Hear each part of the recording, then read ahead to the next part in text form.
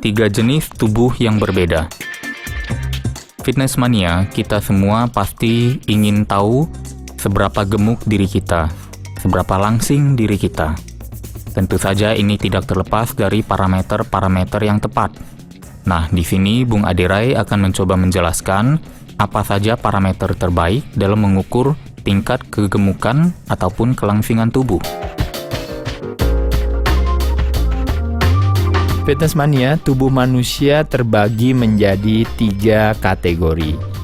Kategori pertama anggap saja kita sebut tubuh yang gemuk. Kategori kedua adalah tubuh yang sedang.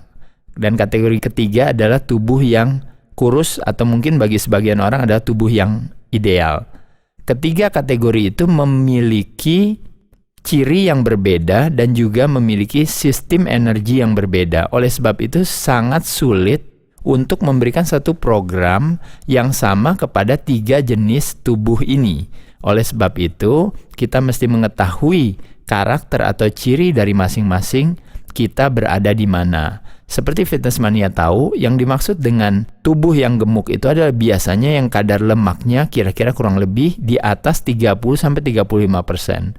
Kalau yang kadar lemaknya rendah atau yang kurus biasanya kurang lebih kisarannya antara 15-10 di bawah itu persentase kadar lemaknya, maka bisa dikategorikan sebagai yang kurus atau yang rendah lemak. Ya, rendah lemak itu bisa orang yang mungkin memang terlalu kurus atau justru mungkin biasanya top atlet ya, para atlet atau mungkin atlet-atlet binaraga, body fitness atau mungkin para artis ya yang punya kelihatan six pack dan sebagainya, atau atlet bela diri atau atlet olahraga lain biasanya di bawah 15 atau di bawah 10%. Sangat baik sekali. Dan yang di tengah-tengahnya tentunya adalah kisaran antara 10-15 sampai 30% tadi, yang kebanyakan dari kita berada di kategori yang kedua. Kategori yang pertama atau yang gemuk biasanya sederhananya begini Fitness Mania. Orang gemuk kalau dia bengong menggunakan gula sebagai sumber tenaga. Makanya kenapa pada saat gulanya dipakai dia jadi sering lapar dan ingin terus makan. Kebalikannya kalau orang yang kurus menggunakan lemak sebagai sumber tenaga pada saat dia diam saja. Maka apa yang terjadi? Yang terjadi dia memiliki ciri khas yang berbeda. Seorang yang kurus disebut dengan fat burner person.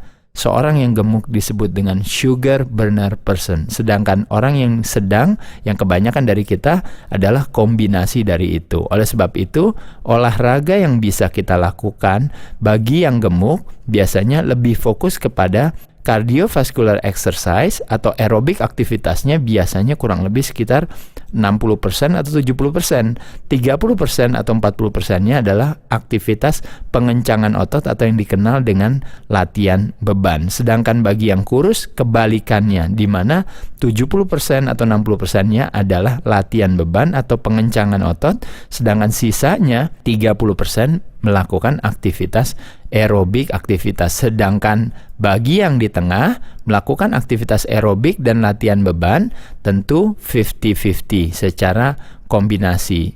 Sekali lagi Fitness Mania, ketiga kategori ini memiliki aktivitas atau strategi atau program aktivitas yang berbeda-beda. Ya, salah satu penyebab terbesar kegagalan orang dalam berolahraga adalah tidak mengetahui di mana kategori dia berada. Jadi dengan mengetahui kategori tubuhnya sendiri, ia akan bisa berolahraga secara lebih efisien dan lebih efektif.